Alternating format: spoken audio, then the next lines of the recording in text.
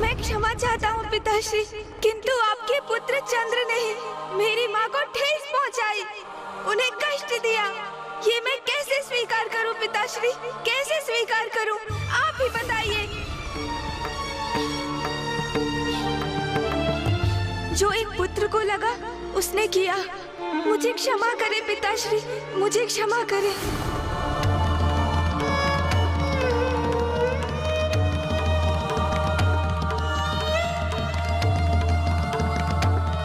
गणेश कुछ भी सुनने और समझने को तैयार क्यों नहीं हो रहा है? क्या कारण है कि पिताश्री के शब्द भी उसे प्रभावित करने में अक्षम हो रहे हैं? ओम नमः शिवाय। ओम नमः शिवाय। भौम के क्रोध का यह अतिरेक उचित नहीं। यदि वो शांत नहीं हुआ तो उसके क्रोध का कोई दुष्प्रभाव सृष्टि पर अवश्य होगा। अग्निदेव, आपका पूर्वाभास सत्य का रूप लेकर हमारे समक्ष आ ही गया। इतनी प्रसन्नता, इतने आनंद के बाद इतनी प्रतिकूल और इतनी दुखदायक घटना अंततः घट ही गई। किंतु देवराज, मैं ये समझने में असमर्थ हूं कि चंद्रदेव को गणेश जी का उपहास करने की क्या आवश्यकता थी। वरुण देव,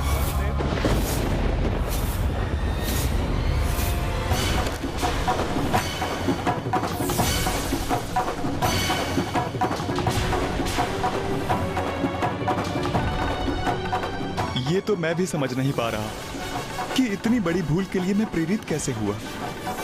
आपके इस मनोहर रूप पर जिसकी भी दृष्टि पड़ेगी चंद्रदेव, वो कलंकित हो जाएगा, कलंकित हो जाएगा।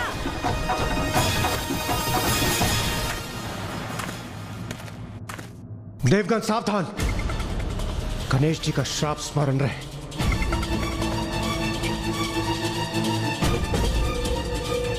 चंद्रदेव, आप और यहां? तो मैं क्या करूं इंद्रदेव, आप ही बताएं, ये कैसी विडंबना है। मैं भी तो एक देवता हूं, किंतु अब प्रथम पूज्य गणेश जी के श्राप उपरांत देवताओं के मध्य मेरी उपस्थिति वांछित नहीं। आप ही बताएं, क्या करूं देवराज, कहां जाऊं मैं? चंद्रदेव, मैं आपकी पीड़ा समझ सकता हूं, किंतु मुझे क्षमा कीजिए। इस विषय में मैं आपको कोई भी सुझाव देने में असमर्थ हूं। अब हमसे सुझाव का क्या लाभ है चंद्रदेव? आपने तो पूर्व में कोई विचार नहीं किया था ना। आपको तो पूर्व में विचार करना चाहिए था। प्रथम पूज्य गणेश जी का, पार्वती नंदन गणेश जी का, विघ्नहर्ता गणेश जी के उपहास के पूर्व कितना अनुचित व्यवहार था आपका चंद्रदेव। भला कोई बालकों के भोजन का उपहास करता है? चंद्रदेव, हम सभी देवता विवश हैं। हम यहाँ आपकी उपस्थिति स्वीकार नहीं कर सकते, क्योंकि आप पर दृष्टि पड़ने से हम सब कलंकित हो जाएंगे। आपकी भूल के कारण हम पुनः संकट में पड़ जाएं। ये उचित नहीं। देवताओं, मैं आपकी चिंता समझता हूं। पूर्व में भी मेरे कारण पर्याप्त अहित हुआ है, किंतु मेरा विश्वास करें, अब किसी का भी मेरे कारण अहित हो, मुझे कदापि स्वीकार नहीं।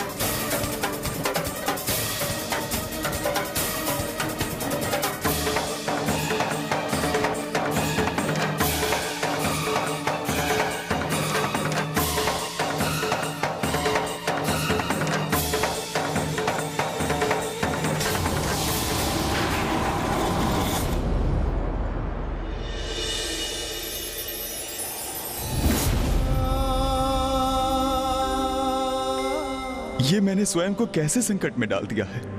जिनसे मुझे स्नेह है उन्हीं के लिए अहितकर हो गया हूं मैं।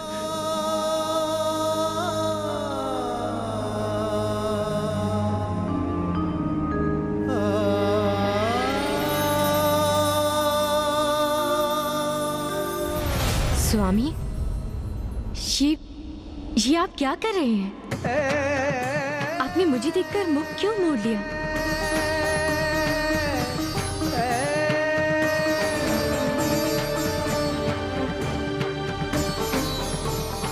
स्वामी। नहीं रोहिणी, वहीं रुक जाइए। मेरे निकट आने की भूल न करें। मैं आपसे विदा लेने आया हूं, मुझे वहीं से विदा कीजिए।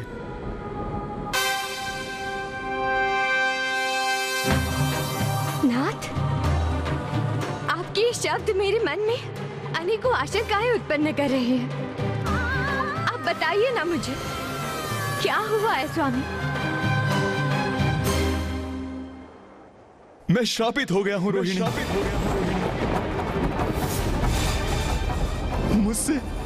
मुझसे बहुत बड़ी भूल हो गई, जिसके परिणाम स्वरूप गणेश जी ने मुझे श्राप दिया है। आपके इस मनोहर रूप पर जिसकी भी दृष्टि पड़ेगी चंद्रदेव, वो कलंकित हो जाएगा, कलंकित हो जाएगा, कलंकित हो जाएगा।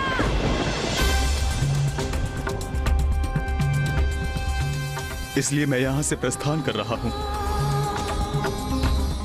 किंतु स्वामी, स्वामी, स्वामी!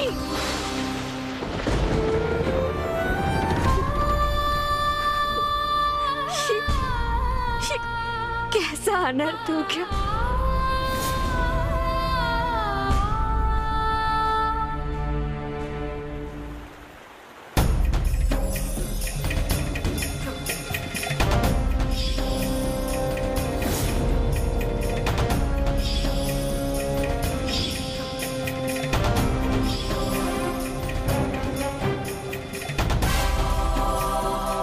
गणेश, ये कैसा श्राप दे दिया तुमने चंद्रदेव को? भैया, आप मुझसे ही प्रश्न कर रहे हैं, किंतु क्या मैं आपसे एक प्रश्न पूछ सकता हूँ? हाँ अनुज, अवश्य पूछ सकते हो। तो बताइए भैया, यदि आप मेरे स्थान पर होते, यदि आप माँ को पृथ्वी पर अचेत अवस्था में देखते और आपको ये ज्ञात होता कि उनकी इस अवस्था के कारण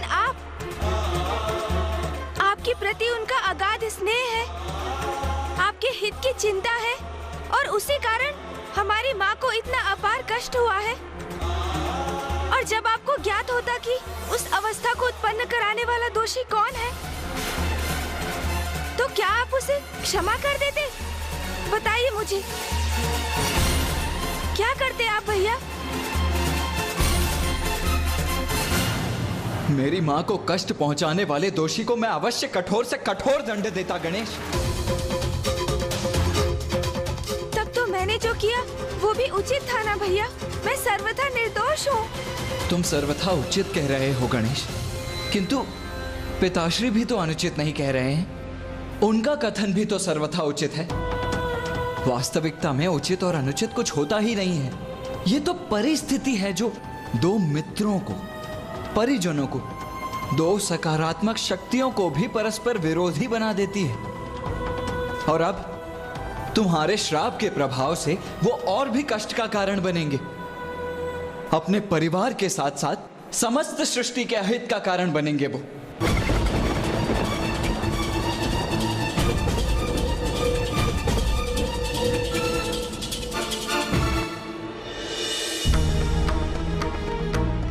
ये क्या हो गया? अपने सौंदर्य के अहंकार के कारण मैं अपने समाज, अपने परिजनों से परित्यक्त हो गया हूं।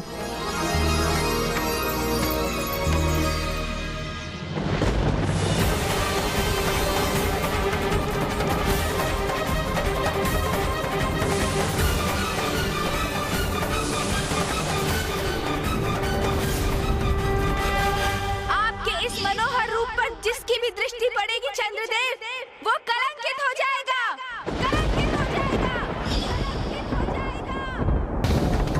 ये पुष्प मेरे कारण मुरझा गए।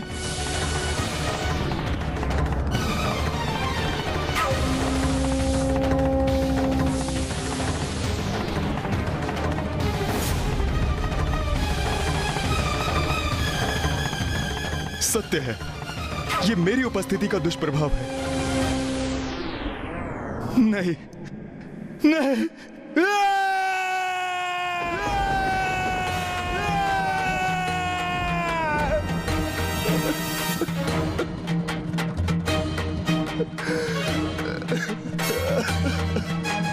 जो कुछ भी मेरे समक्ष है वे सब मेरे कारण ही कलंकित हो रहे हैं।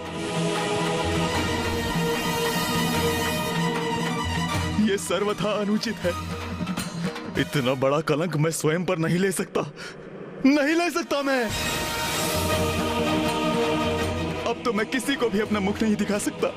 क्यों किया मैंने ऐसा? प्रथम पूज्य विघ्नहर्ता श्री गणेश के साथ ऐसा अनुचित आचरण क्यों किया मैंने? अब अपने इस दोषपूर्ण आचरण के कारण मैं सभी के लिए अदर्शनीय, वर्णहीन और अत्यंत मलिन हो गया हूं।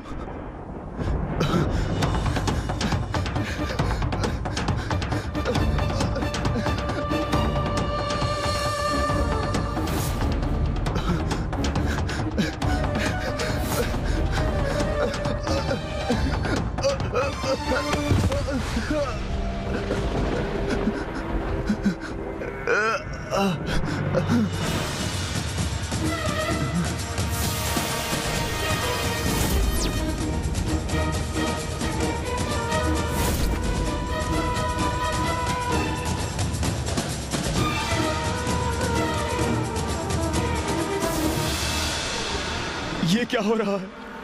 ये कैसी काली मचा रही है? नहीं, अब मैं किसी को अपना मुख नहीं दिखाऊंगा और ना ही किसी के कलंकित होने का कारण बनूंगा।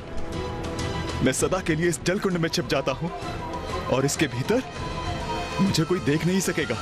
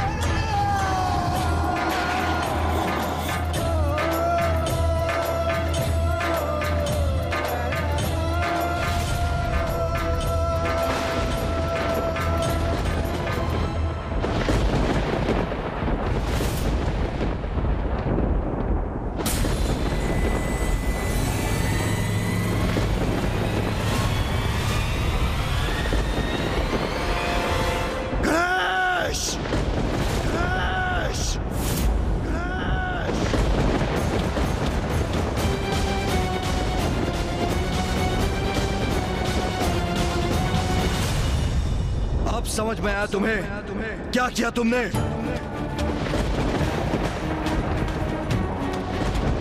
मैं तो माँ के साथ था पिताश्री।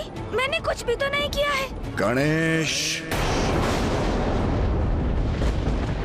पिताश्री, प्रतीत होता है चंद्रदेव अपना स्थान छोड़कर कहीं और प्रस्थान कर गए हैं। ये तो सर्वथा उचित है। अति उत्तम है भैया। पिताश्री, अब चंद्रदेव के आपके शीश पर उपस्थित ना रहने से, उनकी कांति खो देने से हम बिना कलंकित हुए आपके दर्शन करने के लिए मुक्त है। हमारी समस्या का समाधान तो स्वतः ही हो गया। हमारा परिवार अब पुनः कुशल है। ये गणेश को क्या हुआ? सदा अन्य सभी की चिंता करने वाला मेरा पुत्र अचानक कितना कठोर कैसे हो गया? पुत्र, जो तुम कर चुके हो उसके प्रभाव के बारे में एक बार गहनता से मंथन करो। जाओ पुत्र।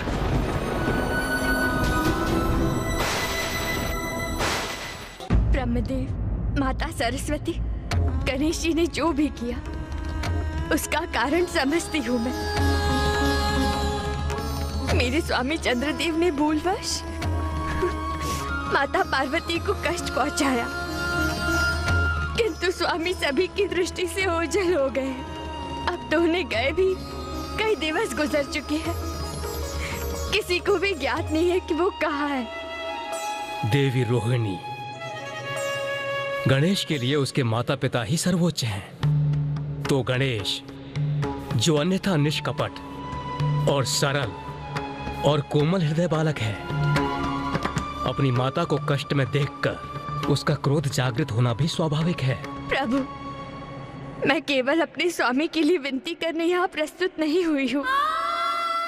तनिक विचार कीजिए, चंद्रदेव से रिक्त संपूर्ण सृष्टि असंतुलित हो जाएगी।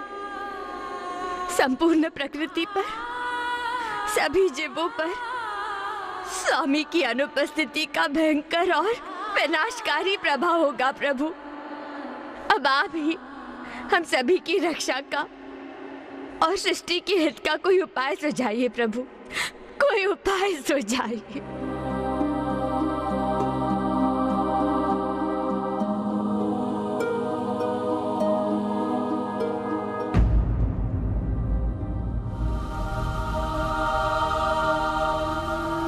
क्या मैं अपने स्वभाव के विपरीत वास्तव में हट पर अड़ गया हूँ?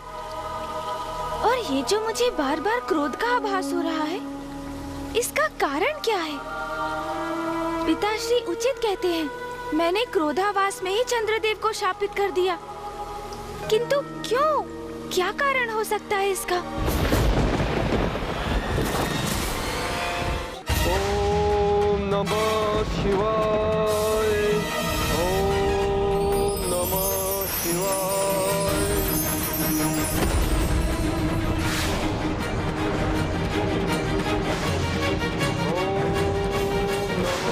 शिवाय।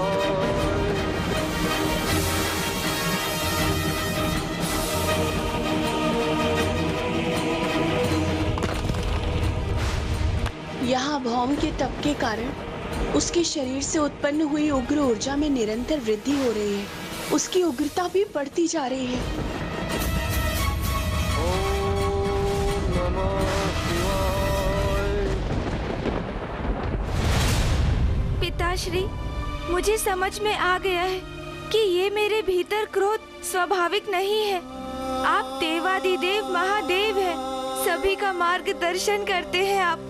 आप ही मेरे इस क्रोध को शांत करने के लिए मेरी सहायता कीजिए।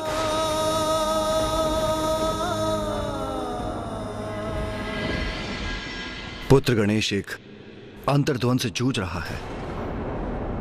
पुत्र कार्तिकेय, तुम जाओ, उससे संवाद करो, उसे उचित मार्ग दिखाओ, उसे समझाओ कि चंद्र की उपस्थिति के बिना ब्रह्मांड को क्या क्षति पहुंचेगी। जाओ पुत्र। जो आज्ञा पिताश्री।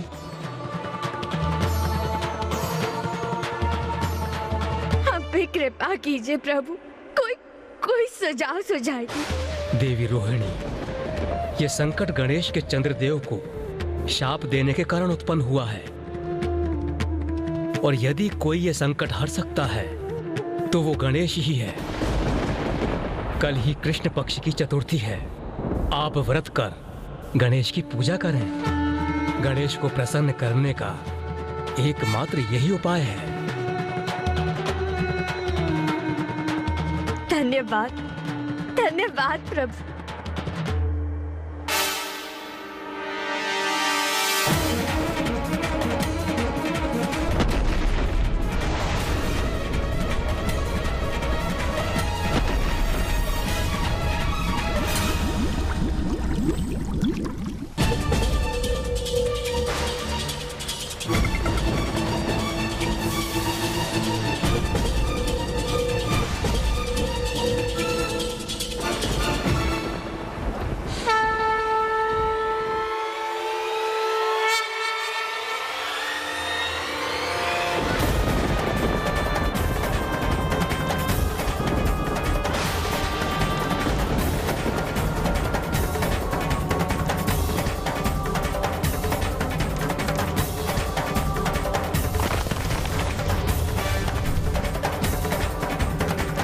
देखा अनुज गणेश, चंद्रदेव की अनुपस्थिति के कारण ही संपूर्ण सृष्टि में ऐसी भयंकर उष्मता उत्पन्न हुई है। हमें इसका कोई ना कोई निदान तो ढूंढना ही होगा ना अनुज। आओ अनुज गणेश, मेरे साथ पिताश्री के निकट चलो। अब इस परिस्थिति से हमें मुक्त कराने का कोई उचित सुझाव देकर वही हमारा मार्गदर्शन कर सकते हैं अनुज। हाँ भैया, मैं पिताश्री की शरण में जाऊंगा चंद्रदेव को ढूंढने के लिए।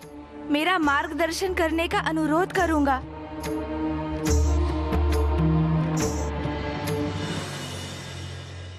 इस संकट से मुक्ति का मार्ग जो ब्रह्मदेव ने हमें बताया है, उस पर अड़िग रहूंगी मैं।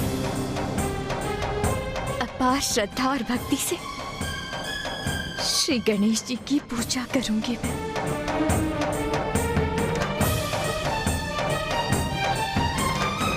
देवी रोहिणी, प्रथम पूज्य गणेश जी को प्रसन्न करने हेतु हम सब देवता भी इस पूजा में आपके साथ सम्मिलित होंगे।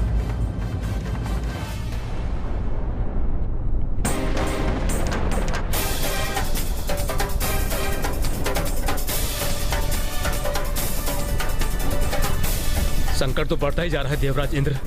पृथ्वी की उष्णता तो बढ़ती ही जा रही है। चंद्रदेव की शीतलता का अभाव अब अपना प्रत्यक्ष प्रभाव दर्शा रहा है और स्थिति और भी क्रमशः गंभीर होती जाएगी। हमें प्रथम पूज्य गणेश जी को शीघ्र प्रसन्न करना होगा, अन्यथा अनर्थ हो जाएगा।